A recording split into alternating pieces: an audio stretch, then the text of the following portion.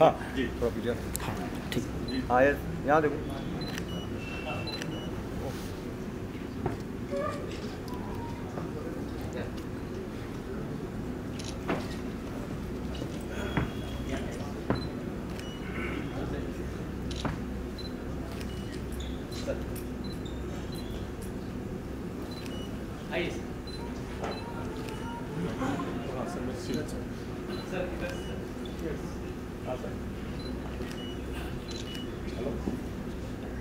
सर्व मान्यवरांनी सोसायटी नागपूरचे फाउंडर आणि managing director doctor Shri T.S.. भाल यांना मी विनंती करते की त्यांनी आपल्यासमोर प्रार्थना प्रस्तुत करावी.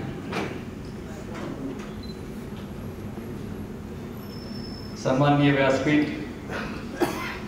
समस्त आमचे सहकारी, सर्व स्वजन आणि सज्जन बंधू भगिनी, भारतीय परंपरेनुसार कुठल्याही सत्कार्याची सुरुवात करताना ईश्वर के स्तवन से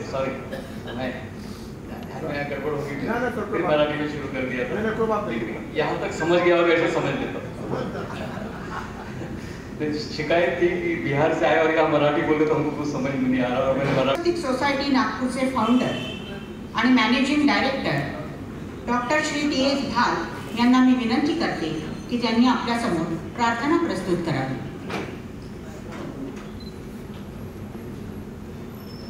सन्माननीय व्यासपीठ, समस्त आमचे सहकारी, सर्व स्वजन आणि सज्जन बंधू भगिनी, भारतीय परंपरेनुसार कुठल्याही सत्कार्याची सुरुवात करताना ईश्वर के स्तवन से गड़बड़ होगी, फिर मराठी में शुरू कर दिया था, यहाँ तक समझ गया और ऐसे समझ लेता. शिकायत थी कि बिहार से आए और यहाँ मराठी बोले तो हमको कुछ समझ में नहीं आ रहा और मैंने मराठी. ओम सर्वेषां स्वस्तिर्भवतु, सर्वेषां शान्तिर्भवतु, सर्वेषां पूर्णं भवतु, सर्वेषां मङ्गलं भवतु, सर्वे भवन्तु सुखिनः, सर्वे सन्तु निरामयाः, सर्वे भद्राणि पश्यन्तु, मा कश्चित् दुःखभाग् भवेत्. ॐ सहना भवतु, सहनौ भुनक्तु, सह वीर्यं करवावहै, तेजस्विनावधीतमस्तु, मा विद्विषावहै. ओम शांति शांति शांति. धन्यवाद.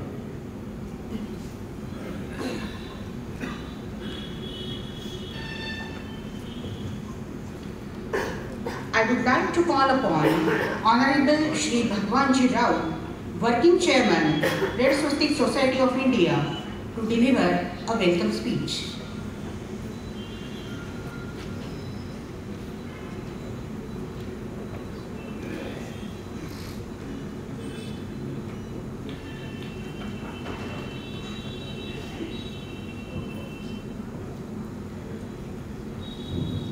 आज 12 जानेवारी 2025 रेड स्वस्तिक सोसायटी एक आरोग्य अभियान या शाखेच्या वर्धापन दिनानिमित्त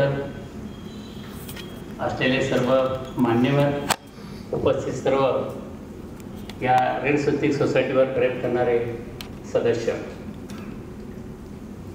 आज विवेकानंद जयंती आणि हिंदवी स्वराज्याची संकल्पना प्रत्यक्षात साकार करण्यासाठी छत्रपती शिवरायांना ज्ञान, चातुर्य आणि संघटन व पराक्रम अशा राजस व बाळकडू देणाऱ्या राजमाता जिजाऊ यांच्या जयंतीनिमित्त त्यांनाही अभिवादन करतो. आजच्या 12 जानेवारी 2025 हा आजचा 24वा वर्धापन दिन आहे. 24 वर्षात या संस्थेने वेगवेगळे उपक्रम राबवून जवळपास 90 लाख लोकांपेक्षा अधिक लोकांपर्यंत ही सोसायटी पोहोचलेली आहे. या सोसायटीने कुंभमेळे असतील, जिथं कुठं डिझास्टर मॅनेजमेंटवर काम करायचं असेल तिथे ही सोसायटी जाऊन काम करते. अंध, अपंग, मतिमंद, गतिमंद, हृदयरोग,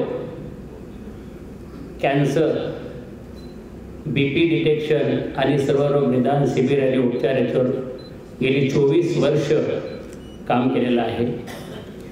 बघता बघता 24 वर्षात आदरणीय 12 जानेवारी 2001 साली आदरणीय TS भाल साहेबांनी सुरू केलेली संस्था एवढं मोठं स्वरूप तिला प्राप्त झालेलं आहे.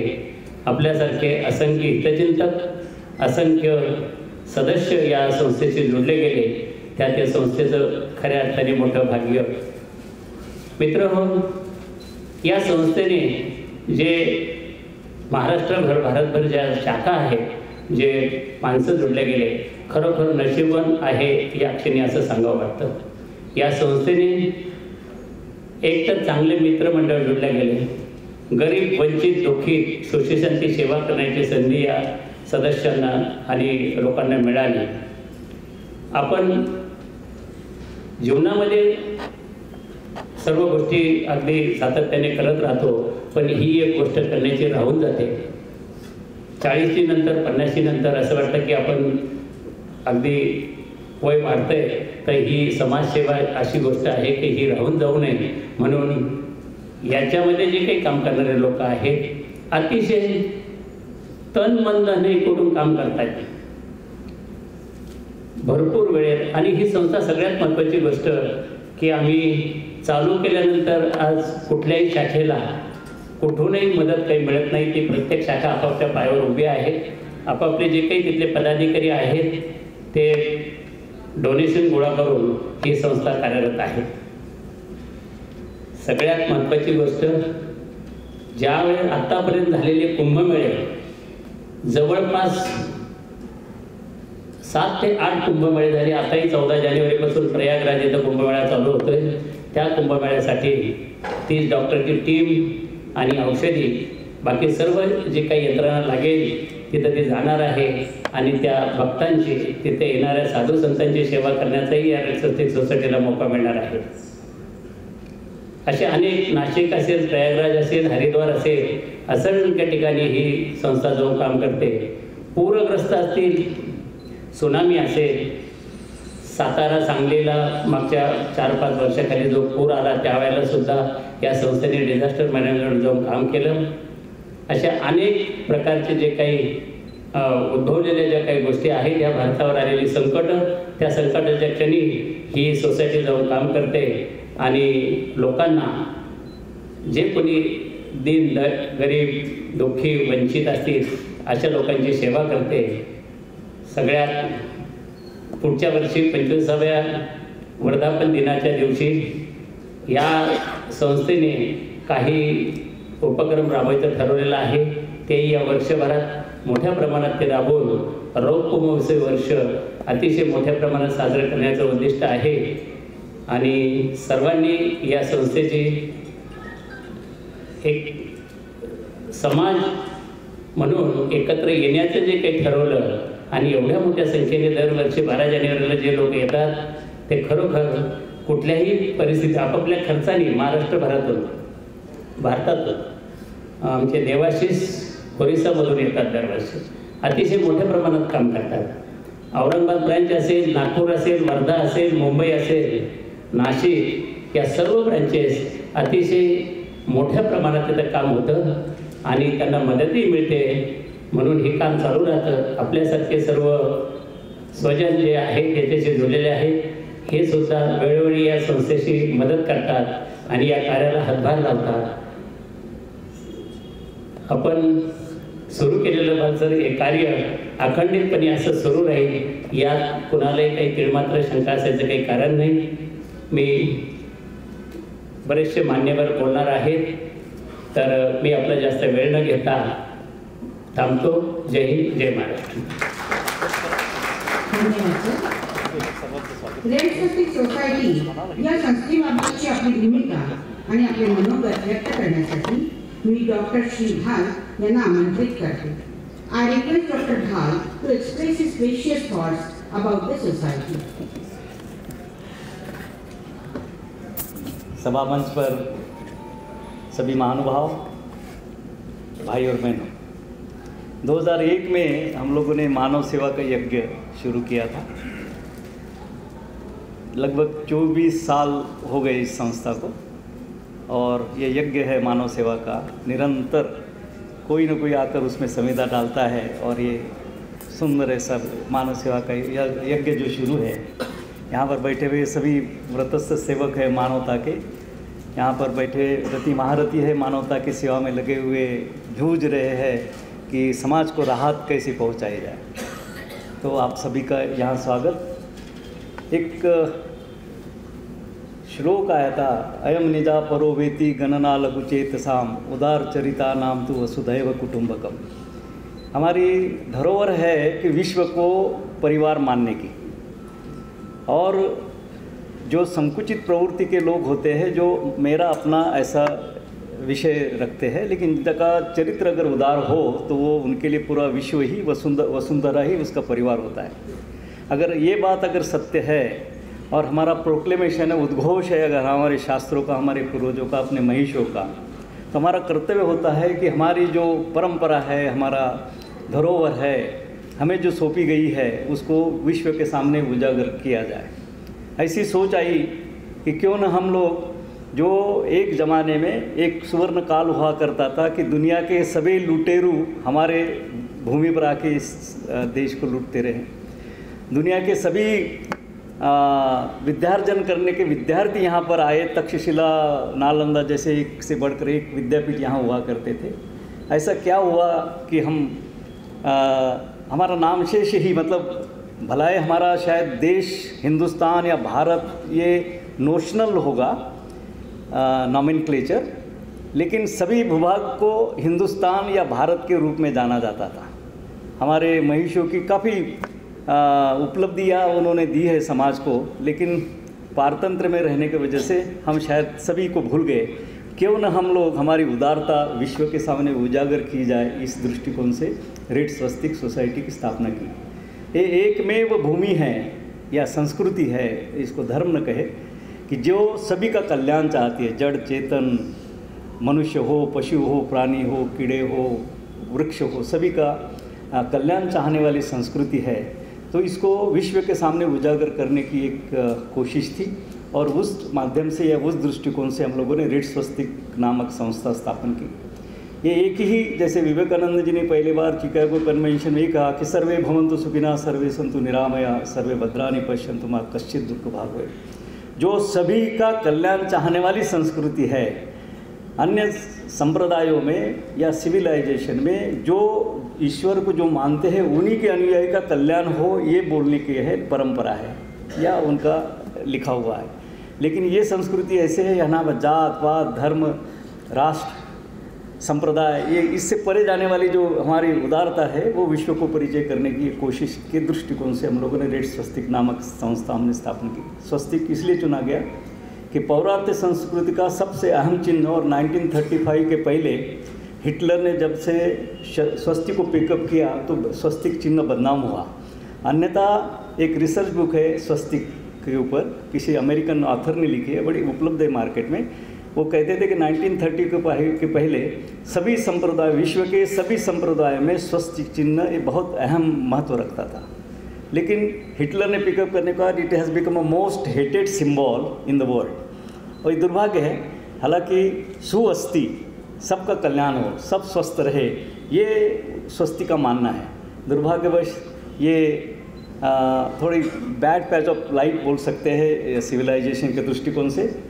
तो उसको विश्व के सामने उजागर करने की एक कोशिश हम कर रहे. हमारे मनुष्यों ने हमें जो धरोहर हमारी सौंपी है, विरासत सौंपी है, वो विश्व के सामने लाने की कोशिश है.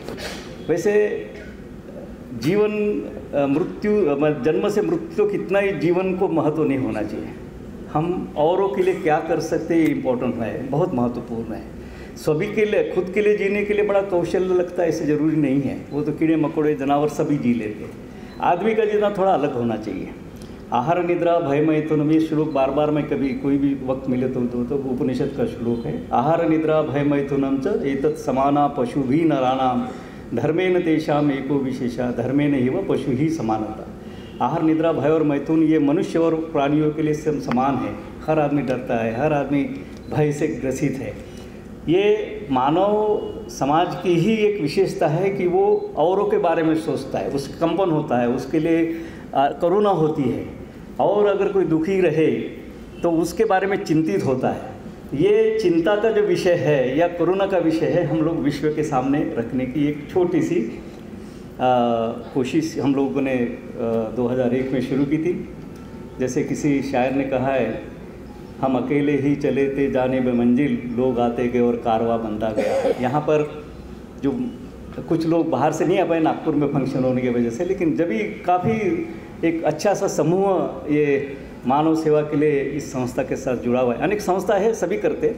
हमारे पास अनेक संस्था है जो कभी किसी अपने पिताजी के नाम से, अपने जाति के नाम से, अपने धर्म के नाम से, ये संस्था एकमात्र है, ये संस्कृति का प्रतिनिधित्व करती है। यहाँ पर कोई जात पात धर्म संप्रदाय इससे परे है। यहाँ ये स्वस्तिक कोई मेरे पिताजी का नाम नहीं, मेरे कोई धर्म का नाम नहीं, कुछ नहीं। ये जनमानस की मूवमेंट है, वो विश्व के सामने उजागर करने की एक कोशिश हम कर रहे। आज संजोग है कि माता कैसी हो तो जिजाऊ माँ, जिसने अपने बेटे में एक पुरुषार्थ की नींव डाली, और पुत्र कैसा हो तो विश्व में पहली बार जाके चिकागो कन्वेंशन में जाके हमारे संस्कृति का परिचय विश्व को कराया। तो योग है, तो ये दोनों आज संजोग है कि दोनों का जयंती आज यहाँ पर है, और स्वस्तिक की नींव भी इसी दिन डाली गई थी hall of harmony Nehru centre में। कुछ पागल समझते थे कि पुलिस में होने के पश्चात भी हम लोग ऐसी तरह की बातें करते हैं, और स्वस्तिक चिन्ह के, और हिटलर कहने लगे थे पुलिस में मुझे, हिटलर का प्रचार कर रहा है। मैंने कहा कि हिटलर का अगर परिचय स्वस्तिक से है तो हो सकता है कि भारतीय जितने भी स्वस्तिक को मानते हैं वो हिटलर के अनुयायी होना चाहिए, क्योंकि हमारे पास तो घर का वास्तु हो, गाड़ी का खरीदना हो, तो हर जगह स्वस्तिक निकाल के उसको पूजा पाठ किया जाता है। अगर वो स्वस्तिक के अगर मायने या निकष हिटलर के लगाए तो यहाँ पे तो हर हिटलर का अनुयायी हुआ, ऐसा हो सकता है। हमने इंग्लैंड में जब ब्रांच खोली तब वहाँ पर काफ़ी विरोध हुआ था कि स्वस्तिक तो हिटलर का चिन्ह यहाँ कैसे खोल सके, तो फिर हम लोगों ने स्वस्तिक चिन्ह निकाल दिया और सिर्फ रेड स्वस्तिक कह दिया तो कुछ नहीं, बैंक का अकाउंट खुल गया था। तो इस तरह से एक कोशिश रही, और ये मानव सेवा का जो यज्ञ है निरंतर 24 साल से चलते आ रहा है। असहाय, निर्बल, दुर्बल, हताश ऐसे लोगों का एक जीने के लिए थोड़ा सा उत्साह द्विगुणित करने की कोशिश है, और आप सभी के आशीर्वाद है। यहाँ पर काफ़ी दानशूर भी हमारे स्टेज पे बैठे, जिनके ऐसे कहा जाता है कि पैसे का सॉन्ग नहीं किया जा सकता, बाकी सब कर सकते हो। तो दानदाता जब होंगे, लेकिन मांगने वाला कौन है और काहे के लिए मांगता है, ये जिस दिन पता चलता है समाज को, तो अर्थ की व्यवस्था ठीक हो जाती है।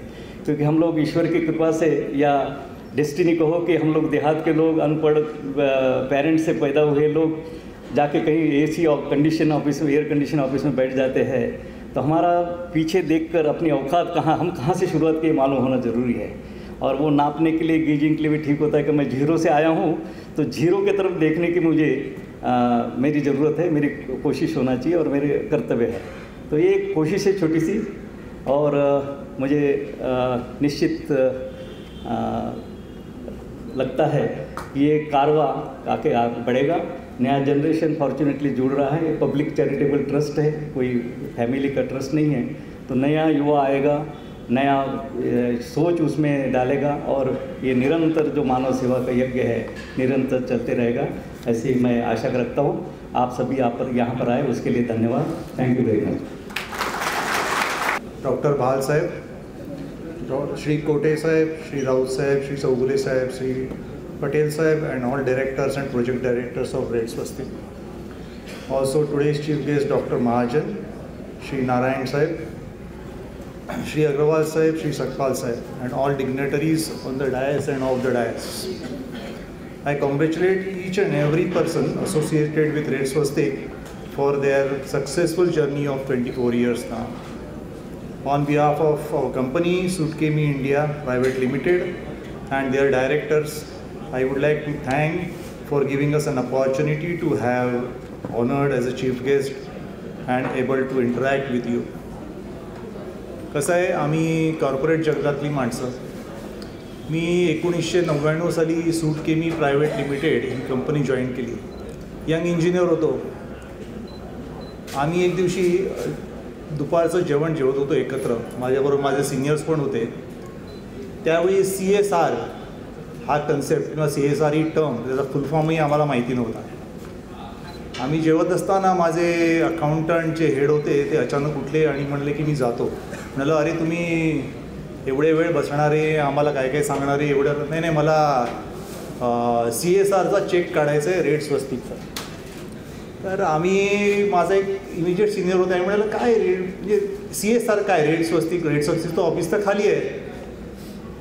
असं बोलता बोलता आम्ही एक टर्म विचार केला की CSR काय असू शकतं, कारण आमची कंपनी तर कॉर्पोरेट झाली. रेड स्वस्तिकची पण खाली कंपनी आम्हाला वाटली. आम्हाला तेवढं यांचं एवढं माहिती नव्हतं की एवढे कार्य करतात वगैरे. आम्ही तेव्हा असा विचार केला, हे असं असेल, collaboration, C for collaboration, S for सुटकेमी, R फॉर रेड स्वस्तिक.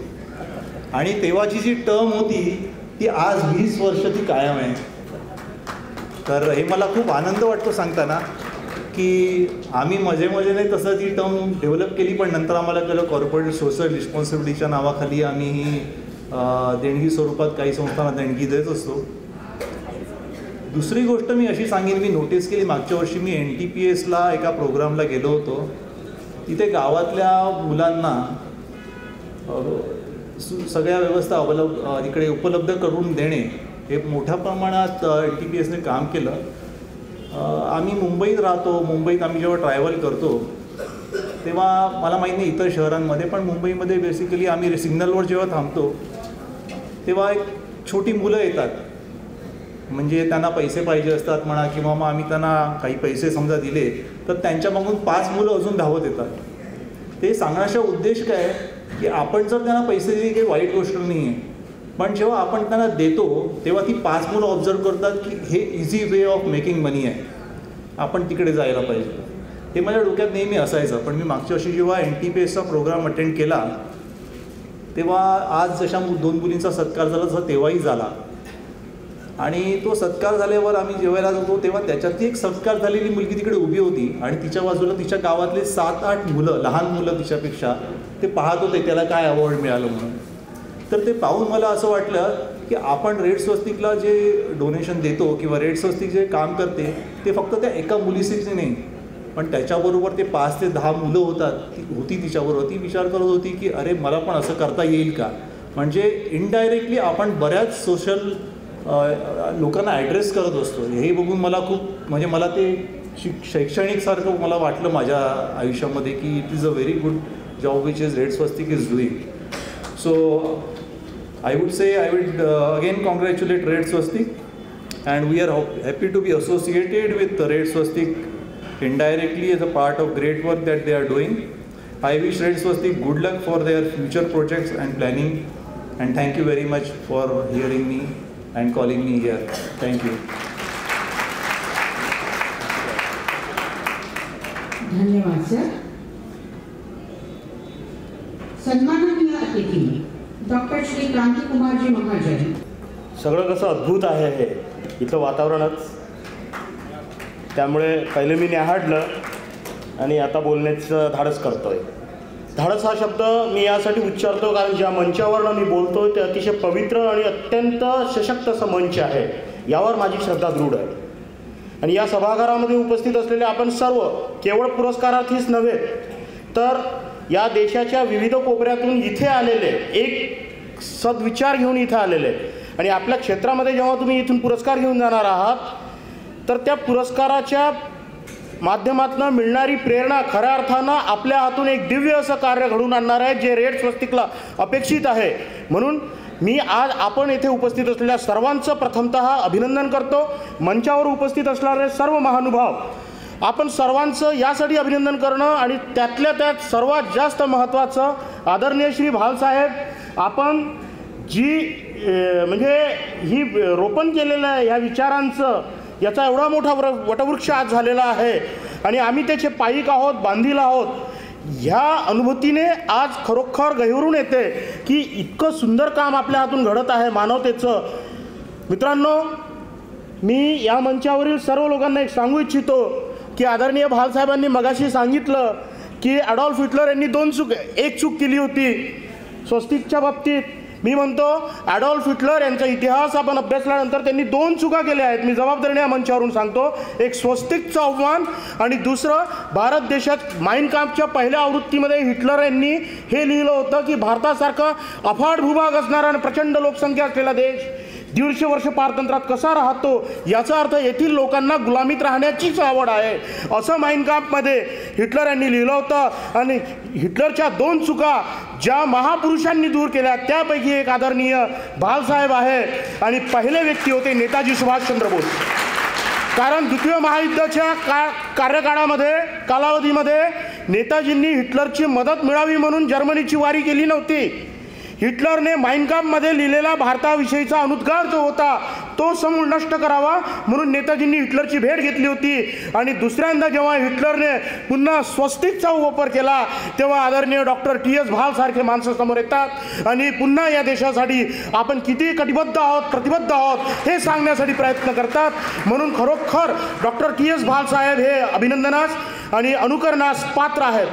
मला अभिमान यासाठी आज वाटतो या मंचावरून. आदरणीय मंच, मैं आप लोगों को अग्रवाल साहब बताना चाहूँगा कि देखिए, मैं अपने आप को गौरवान्वित महसूस करता हूँ कि जिस मंच पर मैं आज आपके साथ संवाद कर रहा हूँ, मैं मेरे स्कूली शिक्षा में मैं ज़रूर इस बात का दृगोचर करना चाहूँगा कि मेरे स्कूली शिक्षा के दिनों में मैं उस समय 8वीं कक्षा का छात्र था. और शिंदे साहब, भाल साहब, मैं आपको बता रहा हूँ कि मैं जो बोलता हूँ एविडेंस के साथ बोलता हूँ. बाय प्रोफेशन मैं एडवोकेट हूँ, ये बात अलग, लेकिन जो बोलता हूँ एविडेंस के साथ बोलता हूँ.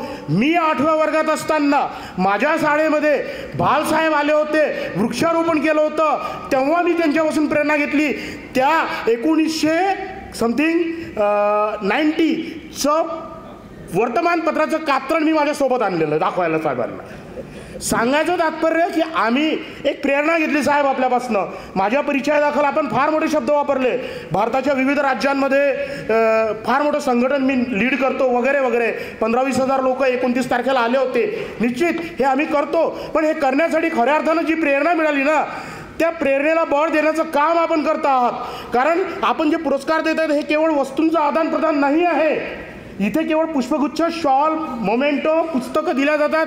त्यामुळे मित्रांनो, पुरस्कारार्थी मित्रांनो, आपल्याला मी सांगतो की हे केवळ वस्तूंचं आदानप्रदान नाही आहे. येथून मिळणाऱ्या प्रेरणेला आपण गृहीत धरावं. कारण पुरस्कार तर एका व्यक्तीला मिळालेला आहे, त्याच्यासोबत आलेल्या 10 व्यक्तींना इथून निश्चितपणे प्रेरणा मिळणार आहे याच्यावर माझा विश्वास आहे. कारण पुरस्कार प्रेरणा देतात आणि प्रेरणेने राष्ट्र बलवत्तर होते. आणि मैं बार बार ये कहता हूँ कि मैं आपको मेरी टैगलाइन बताया कि पुरस्कार प्रेरणा देते हैं, प्रेरणा से राष्ट्र निर्माण होता है. आणि या बलवत्तर राष्ट्र निर्माण करता, समृद्ध राष्ट्र निर्माण करता, सुगम्य राष्ट्र निर्माण करता, सशक्त, सुदृढ आणि स्वर्णिम आणि स्वाभिमानी आणि स्वयंप्रकाशित राष्ट्र निर्माण करता डॉक्टर टी.एस. भाल सारखे माणसं समोर येतात. रेड स्वस्तिक सारखं एम्पायर समोर येते आणि आपल्यासारखे शिंदे साहेब, आपल्यासारखी माणसं आम्हाला अनेक वर्षांपासून प्रेरित करतात आणि रेड स्वस्तिकच्या परिवारात समाविष्ट करून घेण्यासाठी आम्हाला प्रेरित करतात, मोटिवेट करतात. आज योग आला या मंचावर. मला आनंद वाटतो की मी आज या मंचावरून जाहीर करतो आणि अतिशय नम्रपणे साहेब की मी रेड स्वस्तिक सोसायटीचं आपल्याला अनेकदा म्हटलं, माझं आजीवन सभासदत्व आता रजिस्टर करतो. माझ्यासोबत माझे बंधू या कार्यक्रमात आलेले आहे, माझ्या मिसेस आलेल्या आहे. आम्ही सहपरिवार आजीवन सदस्यत्व या मंचावर हे सभागृह सोडण्यापूर्वी निश्चित रजिस्टर करणार. हे माझं अतिशय नगण्य योगदान आहे. हे माझं योगदान नाहीच आहे मुळात. मी एक सांगतो, साहेबांनी माझ्याविषयी 2 शब्द उच्चारताना हे निश्चित म्हटलं की भारताच्या सगळ्या राज्यांमध्ये मी लीड करतो, कार्यक्रम घेतो वगैरे वगैरे. हो, करतो नक्कीच. जवळपास मी अतिशय आनंदाने, अभिमानानं सांगतो की मणिपूर, नागालँड, मिझोराम, आसाम, त्रिपुरा या राज्यांमध्ये माझं 3-3 हजार लोकांचं संघटन आहे. पण हे काय कामाचं? मग आता पुढे याचा रेड स्वस्तिकला कसा लाभ होईल? मी आपल्याला ग्वाही देतो, मेरे व्यक्तिगत जीवन के प्रेरणा पुरुष लेफ्टिनेंट जनरल गुरमीत सिंह साहब, जो कि उत्तराखंड राज्य के वर्तमान राज्यपाल है, मैं बड़ी जिम्मेदारी से एक एक वर्ड का यहाँ यूज़ कर रहा हूँ. मैं आप लोगों को यकीन दिलाता हूँ कि रेड स्वस्तिक का मेरे प्रयासों से एक सम्मेलन भाल साहब उत्तराखंड में और दिल्ली में लीजिए. I will arrange all that things, जो जो ज़रूरत है हम दिल्ली में और उत्तराखंड में with the help of governor inside the auditorium of governor house हम रेड स्वस्तिक को ले जाएंगे. 2025 का मेरा व्यक्तिगत जीवन का ये संकल्प रहेगा और तद हेतु मैं प्रतिबद्ध रहूँगा. मेरी प्रतिबद्धता शिंदे साहेब आप एनी टाईम रात्री 12 वाजता फोन करून पडताळून बघावी. मी दिलेला शब्द कधीच मागे घेणार नाही. पण हे केवळ माझ्या एकट्याच्या केल्यानं होणार नाही मित्रांनो, हे तुम्हा आम्हाला सर्वांनी करायचं आहे. हयात लेके चलो, कायनात लेके चलो, चलो तो ऐसे चलो, सारे जहां को साथ लेके चलो. दोस्तों हमें सारे जहां को साथ लेके जाना है. मैं अपने विषय में कार्य करता हूँ वो बात अलग है, लेकिन मैं अपने आप को गौरवान्वित महसूस करता हूँ कि मेरे लिए एक ऐसी दिशा और सोच आज रेड स्वस्तिक सोसाइटी के माध्यम से मुझे इस मंच पर प्राप्त हुई है. अग्रवाल साहब, मैं आपको विशेष रूप से बताना चाहूँगा, नारायण साहब, मैं खोते साहब, आपका तो आशीर्वाद सदा सर्वदा हमें मिलता रहता है. मैं आप सभी लोगों को बताना चाहूँगा कि दोस्तों ऐसे मंच, एवढे पवित्र मंच, या मंचावर उपस्थित असलेली सगळी सज्जन शक्ती हे क्वचित लागते. अनेक मंच माझ्या आयुष्यात आलेले आहेत. मी देश केवळ स्वयं केंद्रित विधान म्हणून बोलत नाही, पण विषयानुसार ते ओघानं सांगावं लागते म्हणून सांगतो. मी देशातल्या सगळ्या मेट्रो सिटीजमध्ये, आशिया खंडातील 11 देशांमध्ये विविध मंचांवर गेलेलो आहे. पण मी स्वतःला गौरवान्वित या मंचावर यासाठी समजतो की मी 8व्या वर्गामध्ये ज्या व्यक्तीची प्रेरणा घेतली होती त्या व्यक्तीच्या कार्यक्रमात आज प्रमुख अतिथी म्हणून मला येण्याचं सौभाग्य लाभलं. यापेक्षा दुसरं कोणतं अजून माझं भाग्य असावं? कारण साहेबांचा कार्यकाळ आम्ही अनुभवलेला आहे. डॉक्टर TS भाल साहेबांसारखे लोक पोलीस खात्यामध्ये असू शकतात यावर विश्वासच बसत नाही. जोपर्यंत त्यांचा पोलीस सेवेचा कार्यकाळ आणि रेड स्वस्तिकचा कार्यकाळ, दोन्ही कार्यकाळ एका व्यक्तीने सोबत पाहिले नसतील तर. मी ते दोन्ही कार्यकाळ पाहिलेले आहेत. मानवतेसाठी झटणारा हा माणूस आणि दुर्जनांचा म्हणजे सदरक्षणाय खलनिग्रहणाय असे म्हटल्या जाते. खऱ्या अर्थानं दुर्जनांचा म्हणजे संहार करणारा हा एक फार मोठा योद्धा, संघर्ष योद्धा, या देशासाठी राष्ट्रीय कर्तव्य म्हणून स्वतःचा जीव झोकून देणारे डॉक्टर TS भाल साहेब आम्ही पाहिलेले आहे. आजही डॉक्टर TS भाल हे नाव अमरावती शहरामध्ये जर घेतलं तर मैं आपको शिंदे साहब बताना चाहूँगा की गुन्हेगारांचा आजही थर म्हणजे त्यांना घाम फुटतो असं व्यक्तिमत्व आम्ही भाल साहेब. मैंने आपको उस समय देखा है जब मेरी फर्नांडिस मैम आपके साथ कार्यकाल में थे. अक्षरशः गुन्हेगार उठ्या बशा काढायचे हे आम्ही डोळ्यांनी पाहिलेलं आहे. पण एवढा सज्जन आणि अतिशय मानवतेसाठी समर्पित असणारं एक अंतस्तर, एक हृदय आणि म्हणजे स्वतःमध्ये एवढं मोठं एक मानवता विषयक तत्वज्ञान जोपासणारा माणूस जर आपल्यामध्ये आहे तर हे आपल्या संस्थेचं, आपल्या परिवाराचं आणि एकूणच या मंचाचं भाग्य आहे असं मी म्हणतो. म्हणून माझ्या शब्दांना विराम देण्यापूर्वी मी आपल्याला केवळ आता वेळेचं भान म्हणून मी त्याचं दोगोच्चार करत नाही. आपली परवानगी असेल तर करेल. बाळासाहेबांसाठी मी फार काही छान सुंदर, मी आपल्याला म्हटलं होतं साहेब की मैं कुछ लेके आना चाहता हूँ, मैं क्या ला सकता हूँ आपके लिए. मैं हे बघा, मी आज पुन्हा सांगतो, केवळ पैसा दिल्यानं संस्था मोठी होत नसते. धनवंतांनी धनाचं, गुणवंतांनी गुणाचं, प्रतिभावंतांनी प्रतिभेचं आणि बुद्धिवंतांनी बुद्धीचं दान या देशाच्या, या संस्थेच्या, या राष्ट्राच्या उत्थान आणि विकासासाठी केलं पाहिजे. तरच खऱ्या अर्थानं माझा असा विश्वास आहे की आपला राष्ट्र जे आपण नवभारत निर्माणाचं स्वप्न पाहिलं आहे ते साकार होऊ शकते. भालसाहेब, मैं तो कुछ नहीं दे सकता हूँ, जो दे सकता हूँ दे पाऊंगा वो वक्त बताएंगा. 2025 में मैं आपको यकीन दिलाता हूँ इस मंच से कि 2 बड़े और सम्मेलन दिल्ली और उत्तराखंड में हम ले लेंगे और सारी व्यवस्थाएं हो जाएगी. लोगों को मोटिवेट करेंगे. मेरे पास देश के सभी राज्यों में अगर 3-3 हज़ार लोगों का जमावड़ा है तो उसमें सर 10% भी लोग हम रेड स्वस्तिक के लिए कन्वर्ट कर पाए. कन्वर्ट मतलब मैं कोई मार्केटिंग नहीं कर रहा हूँ, ना कोई ये बिझनेस कॉन्सेप्ट है. ये तो मानवता का कार्य आहे. मानवतेसाठी 100% लोक कन्वर्ट केल्याच गेलीच पाहिजेत. त्याच्यासाठी मी कटिबद्ध असेल, प्रतिबद्ध असेल. मी माझ्या संपर्कातील सर्व राज्यातील सर्व लोकांना रेड स्वस्तिक सोसायटीचा राष्ट्रीय समन्वयक सरांनी मला अथॉरिटी दिली आहे आणि मी आपल्याला जी भेटवस्तू देणार आहे त्यावर तो शब्दसुद्धा वापरला आहे. मी राष्ट्रीय समन्वयक या नात्याने रेड स्वस्तिकचा हा पसारा जो वटवृक्षाप्रमाणे पसरलेला आहे तो देशाच्या विविध राज्यांमध्ये नेण्यासाठी सदैव प्रयत्नशील असेल आणि त्याची प्रचिती 2025 आपल्याला येईलच ही ग्वाही देतो आणि माझ्या शब्दांना विराम देतो। अरे वाह, पिकनिक की तैयारी? अब बेटा हम ठहरे डायबिटीज के पेशेंट, इस उम्र में पिकनिक वगैरह तो ना हो पाएगा, ज्यादा बैठने से पैरों में सूजन भी। तो फिर इतनी सारी दवाई क्यों? 90% ऑफ डायबिटिक पेशेंट की शुगर सिर्फ अप्रोप्रिएट डाइट थेरेपी से कंट्रोल की जा सकती है। अच्छा, अब क्या करें? पूरे इंडिया में अप्रोप्रिएट डाइट थेरेपी के 50+ सेंटर्स है, तो आज ही अपनी अपॉइंटमेंट बुक कराएं और डायबिटीज के सोल्यूशन पाएं। आज ही अपने कंफर्मेटरी टेस्ट कराएं सिर्फ एप्रोप्रिएट डाइट थेरेपी से।